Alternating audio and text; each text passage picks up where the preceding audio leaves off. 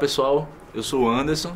A nossa entrevistada de hoje, ela é formada em jornalismo pela Unicap, possui pós-graduação em jornalismo pela Universidade e Jornal O Dia do Rio de Janeiro, atuou como produtora, apresentadora e repórter no Sistema Jornal do Comércio de Comunicação e em duas rádios, a CBN e a JC News.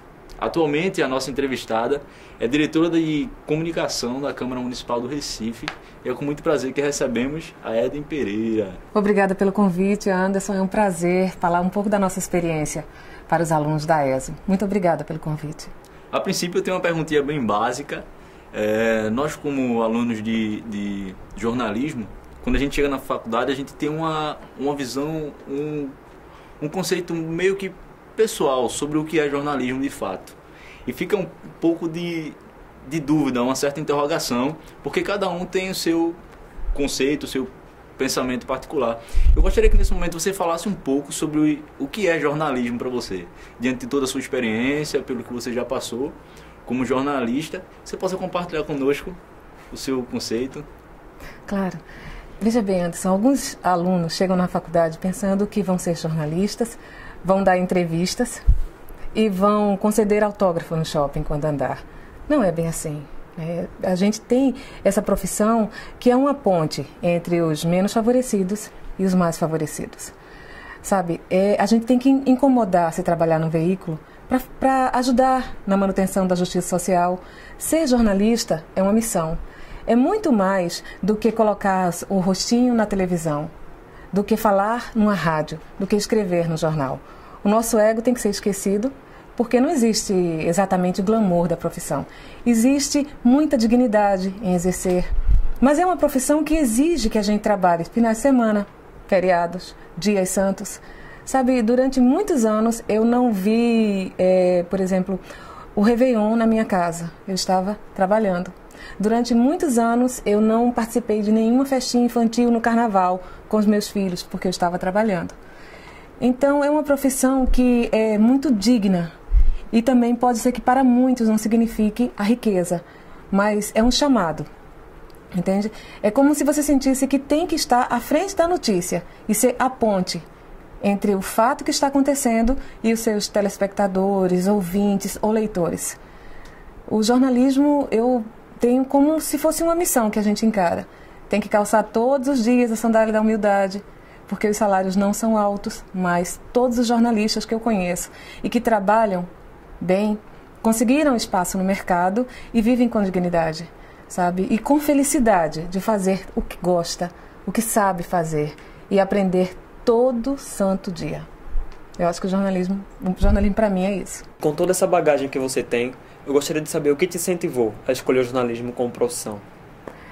Eu tinha 5 anos de idade, faz tempo, e eu via muito rádio com a minha avó, sabe? A minha tia-avó, tia Lalu. E assim, aí ninguém na minha família era jornalista, nós morávamos numa cidade muito pequena ainda, e eu gostava muito de ouvir rádio. Então eu costumava dizer aos 5 anos que eu faria jornalismo. E por que eu fui fazer jornalismo? Porque não era uma ilusão, sabe? Eu queria realmente... Eu queria fazer rádio, eu gostava muito de rádio. Meus primeiros estágios foram em TV, mas cada semestre eu ia numa rádio pedir para estagiar. E aí depois um professor me indicou numa vaga de estágio e eu pude comprovar que realmente é o que eu faço com prazer, parece que eu estou brincando. Mas quem é jornalista não pode dizer assim, eu só vou fazer isso, porque a gente tem conta para pagar, filho para criar. E a realidade é a seguinte, eu vou fazer bem o que o jornalista deve fazer, que é escrever. Então eu tenho que ler muito para que eu possa ter uma bagagem de escrever. É claro que tem pessoas que vão trabalhar com imagem, vão ser fotógrafos, né? Vão ser cinegrafistas, mas a pessoa que quer trabalhar na TV, trabalhar no rádio ou no impresso tem que ler e saber direitinho português, ter humildade de reconhecer os erros e correr atrás de algo que lhe instrumentalize para exercer bem a profissão. Então, o jornalismo ele dá muitas possibilidades. Eu acho que nenhum aluno, nenhum jovem pode dizer assim, eu não vou fazer isso. Eu não tenho capacidade de sonhar em fazer televisão, por exemplo, porque eu tenho medo, eu não me acho bonita, eu tenho vergonha. Eu acho que a gente tem que estar pronto para dizer sim, sabe? dizer sim à vida, dizer sim aos sonhos da gente, acreditar no nosso potencial e seguir. Eu amo o rádio. Recentemente eu tive um programa que era o maior da emissora, era de 8 à meia-noite. Eu nunca terminei à meia-noite me achando triste ou cansada, embora eu só tivesse tempo de dormir 4 horas, 3h30 por dia. E o que é isso? É quando você faz o que você mais gosta, mas a gente também tem que pensar que, como profissional, a gente não pode descartar as outras possibilidades, as outras oportunidades e fazer bem feito, procurar fazer bem feito. Ouvir as outras pessoas, ouvir a equipe, ler mais, estudar, se aprimorar. Ter consciência de que o jornalismo a gente vai crescendo até ficar bem velhinho. Eu espero ficar bem velhinho trabalhando com jornalismo, Bruno. Hoje em dia, é muito comum o jornalista emitir sua opinião pessoal dos fatos. Você acredita em jornalismo imparcial? É uma busca, né, André? Se numa determinada emissora de TV ou rádio se der essa chance do jornalista emitir a sua opinião, é porque há uma linha editorial que permite. Na verdade, quando a gente trabalha, eu trabalhei recentemente 4 horas no rádio, eu evitava dar minha opinião, sabe? Por quê? Porque eu acho que a gente tem que mostrar os dois lados. Quem forma a opinião, no caso, seria o meu ouvinte. Você tem, por exemplo, um assunto como transposição do Rio São Francisco. Quando a gente escuta as pessoas que são contrárias, elas têm argumentos fortes de serem contrárias à transposição. Quando a gente escuta o outro lado, que são as pessoas que defendem a transposição do Rio São Francisco, eles também tinham argumentos fortes. Então, fica aí a questão para o leitor, para o ouvinte, decidir com a informação que a gente consegue tirar do nosso entrevistado. Sabe? Quando a gente escuta bem e faz as perguntas que o ouvinte gostaria. O jornalista tem que ter essa capacidade de se desconstruir quando pega uma pauta e dizer assim, já sei, tudo o que vai acontecer. Ninguém sabe, só sabe quando chega lá no lugar. Então, quando você se livra das suas próprias ideologias para tentar passar o que realmente você está vendo e contar aquela história com a maior fidelidade possível, você passa muito pouco da sua opinião. Agora, alguns âncoras, né, alguns entrevistadores, eles realmente se viram para a câmera e têm ali seus minutos para dizer o que pensam. Mas ainda não é uma coisa comum, sabe? É uma linha editorial do veículo. Você já deixou alguma vez de fazer alguma reportagem ou matéria por conta do medo? Do medo? Não, nunca fiz por conta do medo, até porque eu nunca eu nunca tive uma pauta perigosa. Quando eu iniciei o jornalismo, eu era estagiário da Rádio CBN. Na primeira vez que a Rádio CBN foi instalada aqui no Recife, no ano de 97, eu acho que o pessoal estava nascendo ainda aqui da sala. Então, 96, 97, eu estagiava na CBN. Então, assim, eu acordava de manhãzinha e chegava antes das 7 horas na rádio, para ler os jornais e poder sair com a minha pauta. Às vezes, a minha primeira pauta era ir ao IML. Não era a estrutura que a gente tem do IML hoje, não, sabe? Era uma estrutura bem sofrida mesmo. E, às vezes, eu ia lá porque, além de dizer quantas pessoas tinham sido vítimas de homicídio, eles também diziam assim, aconteceu um grande acidente. Inúmeras pessoas de uma só família morreram, os parentes estão aqui. Então, a gente chegava lá e a nossa missão era ouvir aquelas pessoas, sabe? Apesar da dor delas. Então, eu nunca tive medo. Eu já subi e desci morros no Rio de Janeiro, quando eu morava lá fazendo matérias, mas eu nunca precisei usar, por exemplo, o colete à prova de bala. E alguns amigos meus tiveram que usar, porque é assassinado algum traficante, fazem protesto, quando a imprensa vai chegando, há tumulto e tiros. Então, há situações em que se corre risco. Eden, o que mudou no jornalismo desde quando você começou até hoje e qual a sua perspectiva para esse mercado daqui a uns 10 anos? 10 anos é complicado falar da perspectiva. Eu sou muito otimista, de natureza otimista. Quando eu comecei no jornalismo, não tinha, por exemplo, computador. Ele era bonitinho, até assim guardadinho, mas todo mundo preferia a máquina de escrever por causa do barulho. Eu acho que nessa sala ninguém mais sabe o que é uma máquina de escrever. Talvez o avô, o pai tenha alguma relíquia. Então a gente escrevia as teclas duras, a gente puxava o papel assim rapidamente, quando eu errava, amassava e jogava fora. Tinha os faxes também, que eram coisas engraçadíssimas. Eles, sabe, iam descendo, você puxava assim o fax, fazia nota. Não tinha tanta agilidade, mas a gente fazia um bom jornalismo. Uma coisa muito característica no rádio, que era o Gillette Express, que era você pegar a notícia e cortar com o gilete assim do jornal, para colar, para servir de nota se ela fosse pequena ou fácil de reescrever no ar, ao vivo. Ou a própria notícia ser pauta para o dia seguinte. Hoje não. Hoje você tem um computador que facilita tudo. Tudo é inimaginável. Né? Fazer jornalismo sem as agências de notícias, sem esse contato tão globalizado que se tem e rápido. Isso é um instrumento incrível. Eden, durante toda a sua atuação no rádio, quais foram as suas maiores dificuldades? A dificuldade no rádio, eu acho que é a dificuldade diária mesmo, Lucas, às vezes eu acho que em qualquer profissão acontece isso, você não está muito bem, está com problemas, e aí você tem que ir trabalhar, né? Aí, normalmente, num bom ambiente de trabalho, você esquece aquelas questões, aqueles problemas. Penso que as maiores dificuldades foram essas. Eu sempre dizia que, como produtora, às vezes o programa estava prestes a entrar. Eu produzi o programa de Aldo Vilela, por exemplo. E faltava, assim, 3 minutos. E a primeira entrevista, a pessoa não respondia. Então, a gente mudava a pauta e dava tudo certo. Para o ouvinte, nada tinha acontecido. Quando eu tive a oportunidade de ter o meu programa, era sempre assim. Tinha dias em que a gente chegava, todas as pautas caíam. E a produção dizia, Eden, fulano não atende, ciclano não atende, ninguém quer confirmar, ninguém quer participar hoje, a gente não consegue, as pessoas estão viajando. E mesmo assim, a gente vai seguindo, vai arrumando outras pautas. O rádio, ele tem essa coisa de ser ao vivo. Então isso é muito forte. Você não pode deixar o vazio, ou dizer, desculpe ouvintes, nosso entrevistado não quer atender. Então, sempre eu dizia que os produtores, eles são muito abençoados, porque a pauta entra de outra forma, com outra pessoa, ou outra pauta aparece e tudo dá certo. O rádio, ele é feito ali. Não é como a TV que tem uma edição, né?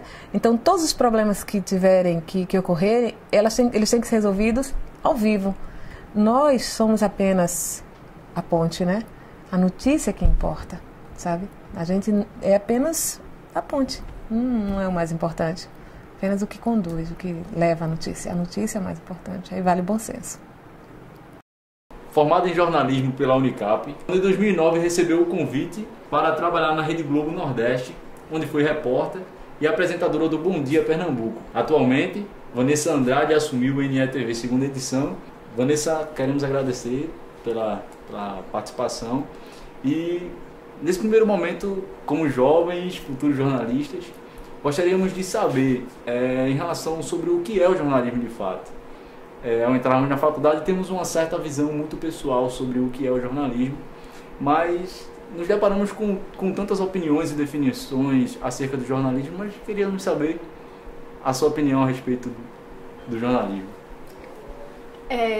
São muitas opiniões sobre o que é o jornalismo. Eu acho que não há uma definição única sobre o que é ser jornalista. Primeiro, é um contador de histórias. A princípio, qualquer pessoa pode contar histórias. Mas o jornalista, ele conta histórias reunindo um certo número de técnicas para contar aquela história, com responsabilidade de ouvir os envolvidos nessas histórias. Se falava muito em ouvir os dois lados. Na verdade, uma história pode ter muito mais que 2 lados, então é dever do jornalista ouvir todos os lados envolvidos. Ouvimos muitos amadores afirmarem que qualquer um pode ser jornalista hoje em dia. Que resposta você daria para essas pessoas? Cara, eu acho que qualquer um pode ser jornalista, qualquer um pode ser médico, qualquer um pode ser advogado, desde que estude para isso. Eu sei que a exigência do diploma ela foi criada como um instrumento de controle da profissão durante a ditadura militar. Mas hoje a gente vive uma outra realidade. A decisão da justiça, ela derrubou, né?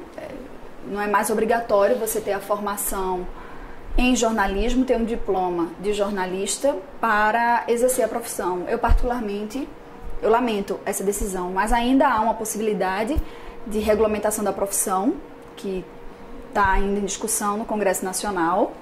Eu torço para que essa regulamentação seja aprovada.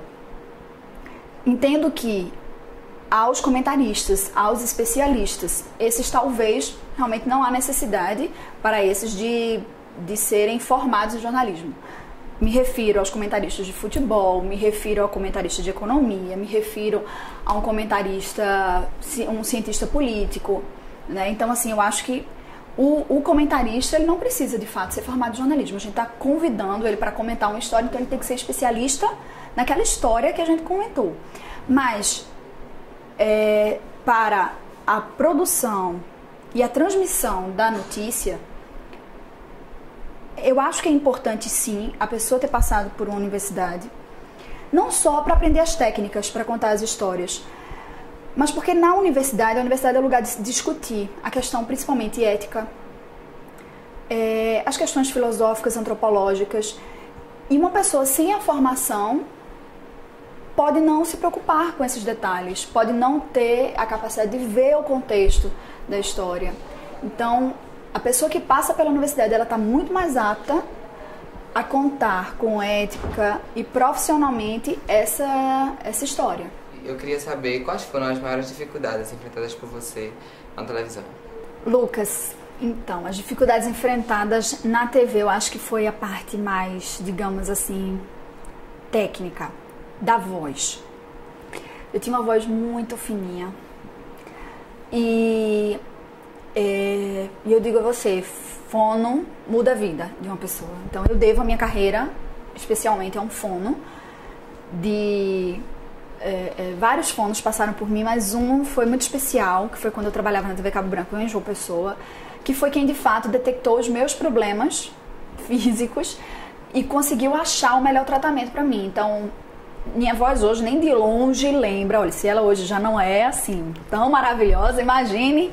Então era muito fininha, muito assim, era quase gasguita.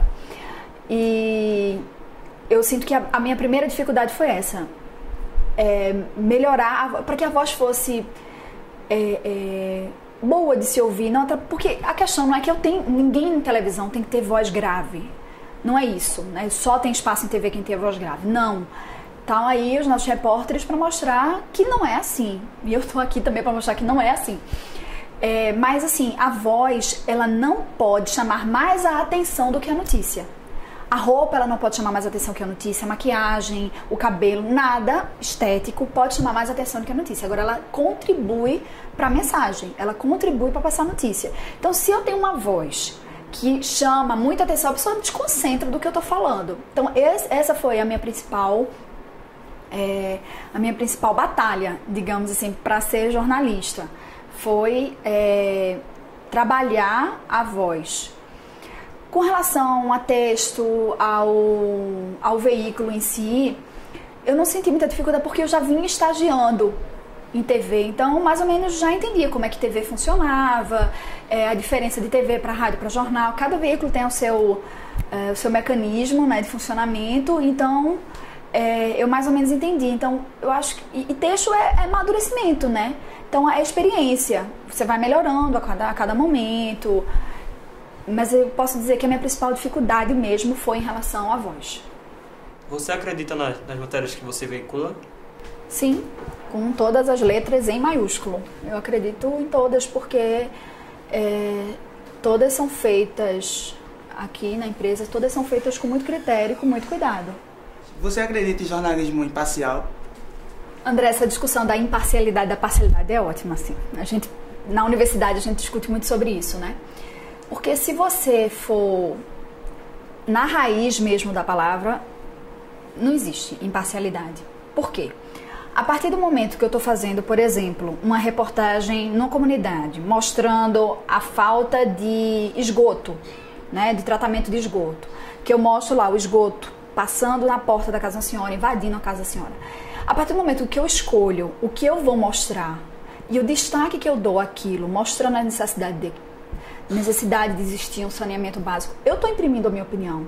Qual é a minha opinião? A minha opinião é de que é importante existir saneamento básico, que é um absurdo aquela situação, que aquilo não deveria estar acontecendo. É a minha opinião implícita. né? Então, se você vai na raiz lá, não estou sendo imparcial, mas é aquela imparcialidade que é admitida, porque é senso comum de que os estudiosos apontam que a rede de esgoto é fundamental para a saúde das pessoas, de que a gente não deveria, no século XXI, conviver com pessoas sem saneamento básico. Você já deixou de fazer alguma reportagem, alguma matéria por conta do medo? Não, nunca deixei de fazer nenhuma reportagem por causa do medo. Eu tive cuidado algumas vezes. Você está numa operação policial, tem tiro, né? Mesmo que seja de bala de borracha. Óbvio que eu vou tomar algumas precauções. Dá medo? Tá, você tem que ter muito cuidado, porque pode sobrar para você. Mas para isso a gente também faz treinamento. Pelo menos aqui na Globo a gente faz alguns treinamentos.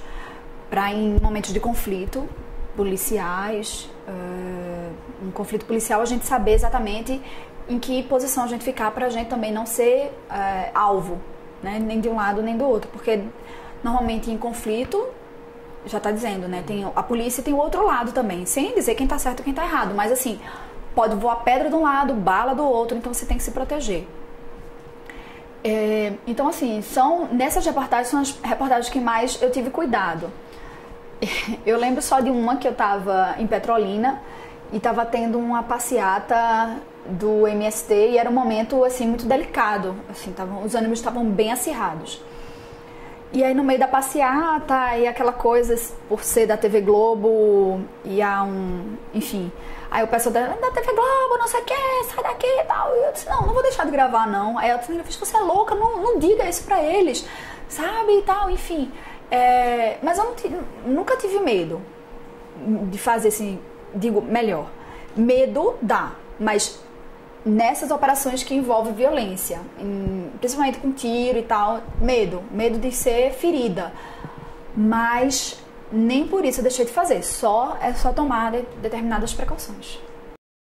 Olá pessoal, ela é formada em jornalismo pela Unicap, é presidente da Comissão de Ética do Sindicato de Jornalistas de Pernambuco, professora da Universidade Católica e consultora na empresa Dialógica Comunicação. Já foi repórter na TV Globo, no rádio passou por meios como Rádio Jornal e CBN Recife. Nós vamos receber hoje André Trigueiro. André, é um prazer receber você. Obrigada, prazer todo mundo. Para começar, André, nós gostaríamos de saber, como iniciantes e estudantes do curso de jornalismo, nós temos uma definição de jornalismo um pouco pessoal, mas queríamos saber a sua opinião sobre o que é o jornalismo de fato, diante de toda essa sua experiência dentro desse meio jornalístico, que você possa compartilhar conosco.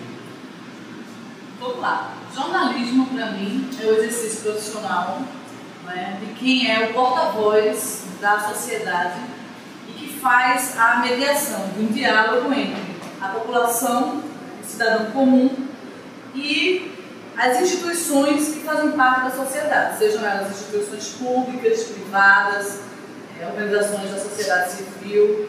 Então, o jornalismo é justamente essa arena de diálogo entre uma grande parte da sociedade que não tem como fazer esse exercício senão através do jornalismo. Cada vez mais o marketing e a notícia andam juntos, seja na cultura, na política ou no esporte. Você acha que essa união pode contribuir de alguma forma? Não, eu acho que não.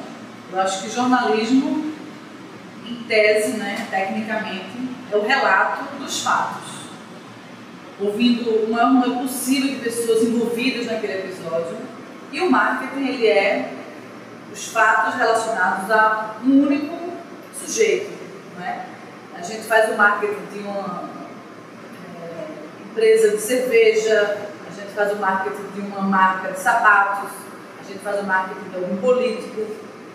Então perceba que o marketing está sempre relacionado a um sujeito apenas, e nunca no marketing a gente vai poder ouvir opiniões contrárias àquele sujeito. No jornalismo, o objetivo é que a gente ouça o maior número possível de informações de diferentes sujeitos relacionados ao mesmo tema. Qual o maior desafio do jornalista hoje, que trabalha em um determinado meio de comunicação noticiam assuntos de acordo com interesses políticos e econômicos? Eu acho que são grandes desafios, né? Primeiro, o jornalista precisa ser fiel aos princípios da ética, né? Nós temos um código de ética que, infelizmente, não é conhecido de todos os jornalistas. Pelo contrário, ele é extremamente desconhecido. E o nosso exercício profissional deve ser pautado pelos princípios que constam do código de ética. Censura e autocensura são itens que estão presentes no código de ética. Então, quando você encontra uma interferência política externa sobre o trabalho em uma redação, você está falando de censura, censura política, censura econômica. Quando o próprio jornalista, já sabendo que possivelmente vai ser censurado, e ele próprio se autocensura, isso também é uma censura. Vou dar um exemplo, tá? Hipotético. Suponhamos que essa emissora de TV para a qual vocês trabalham seja do mesmo dono de uma empresa de padarias. Suponhamos. Então, o dono da emissora de TV para a qual vocês trabalham é o mesmo dono de uma rede de padarias. E nessa rede de padarias, suponhamos que tenha sido encontrado pão estragado. E a vigilância sanitária foi lá fazer uma interdição. Você, como jornalista, vai propor nesse telejornal, nessa televisão para a qual você trabalha, cujo dono é o dono da padaria citada, uma matéria sobre isso. Se você não propor, isso é uma autocensura. Você já imaginando que ele iria te censurar, iria dizer, não, a minha padaria não vai sair na minha televisão. Se você não propõe achando isso, isso já é autocensura. Se você propõe e alguém diz que não, porque o dono da padaria é o mesmo dono da emissora de TV, isso é censura. Censura econômica. Existem outros tipos de censura. Nós, na Comissão de Ética do sindicato, nós do sindicato, recebemos muitas informações informais, inclusive, de pessoas que não querem se identificar, que não querem aparecer, de matérias que são feitas e que são censuradas porque assessores de comunicação e pessoas envolvidas na matéria não gostam, não querem aquele tipo de abordagem. O que te incentivou para você ser um jornalista como você é? Olha, eu acho que para qualquer profissão tem que haver vocação. Ou você é vocacionado para algo, ou desista. Senão você vai ser um profissional frustrado e vai ser um péssimo profissional. Por que é que a gente reclama que alguns médicos, quando a gente vai se consultar com eles, nem olham para a cara da gente? Por que a gente se queixa que alguns médicos não passam nem 5 minutos com a gente? Eu acredito que são médicos frustrados, que não amam a profissão deles. Devem ter seus motivos. Mas eu acho que quando a gente ama o que a gente faz, a gente não pensa só no dinheiro. A gente pensa também no dinheiro, porque ninguém é inocente, nem ingênuo, de dizer agora vou trabalhar de graça para tudo na vida. Não. A gente precisa pagar as contas. Mas quando a gente consegue pagar as contas fazendo aquilo que a gente ama, é muito melhor, a gente sai bem. Então acho que o primeiro ponto é, eu tenho vocação para isso, e no meu caso eu tinha vocação para o jornalismo. Mas só vocação também não é o bastante. Além de ter vocação, eu preciso desenvolver as minhas habilidades dentro do que é a minha vocação. Hoje em dia é muito comum um jornalista emitir sua opinião pessoal sobre os fatos. Você acredita em jornalismo imparcial? De jeito nenhum. Não existe, para mim, não existe imparcialidade no jornalismo. Eu acho que é muito romântico você achar que nós, seres humanos, pensamos, temos nossas crenças, temos nossas posições políticas, vamos reportar os fatos de forma imparcial. Vou dar um exemplo. Quando eu digo assim, por exemplo, os moradores de Peixinhos reclamam da falta de segurança. Seu fulano já foi assaltado 2 vezes, seu Betrano 3 vezes. Os caras vão lá e falam. E em seguida eu digo assim, segundo a Polícia Militar, 120 homens, tal batalhão fazem a segurança. Quando eu digo assim, dessa forma, nessa ordem, eu estou dizendo que a última informação, que é da Polícia Militar, é que é a informação oficial e é a que fecha a matéria. Se eu dissesse o contrário, por exemplo, segundo a Polícia Militar, 180 homens de tal batalhão fazem a segurança de Peixinhos. No entanto, seu fulano já foi vítima de assalto 3 vezes. Aí o cara fala. Dona Beltrana foi vítima, sei lá, de um estupro, fulana fala. Então, quando eu faço assim, dessa forma invertida, eu estou dizendo que a polícia diz que tem segurança, mas os moradores dizem que não. Vigora a informação dos moradores. Então, isso já mostra o quanto eu tenho de opinião nesse meu texto, que em tese não tem nenhuma opinião. Você já deixou de fazer alguma matéria, alguma reportagem por conta do medo? Não, do medo não. Eu não passei na feira do medo. Eu não passei. Pelo contrário, eu sempre fui bem audaciosa. Né? Mas isso aí eu acho que é característica de cada pessoa. Antes da gente ser jornalista, a gente é ser humano. E a gente leva para a profissão várias características que são nossas. E a coragem é uma característica minha. Eu nunca tive medo. Mas isso não quer dizer que é uma qualidade, não. Porque é preciso que a gente tenha bom senso também. Na hora de se colocar em risco, de colocar outras pessoas em risco, é preciso tomar cuidado, né? A gente tem o caso de Tim Lopes, que é um caso emblemático na nossa profissão, de uma pessoa super séria, que fazia um trabalho primoroso, matérias investigativas. Inclusive o nome dele hoje ganhou um prêmio, né? O prêmio Tim Lopes de jornalismo investigativo. E ele foi assassinado brutalmente, porque caiu nas mãos dos traficantes. Então, a gente tem que ter cuidado, a gente tem que pensar duas vezes. Eu acho que o tempo, né, a experiência, a idade, vai trazendo um pouco de bom senso para a gente. Hoje, a gente não tem mais um jornalismo como a gente tinha, por exemplo, na década de 90. Hoje, os jornalistas são mais cautelosos, cuidadosos, também por conta do caso do Tim Lopes e de outros casos de violência contra o jornalista. Mas, na década em que eu era repórter de rua, a gente vivia como se não tivesse consequência, né? Como se as coisas não tivessem consequência. Então, por medo, eu nunca deixei de fazer nada. Mas eu oriento as pessoas que tenham cautela e bom senso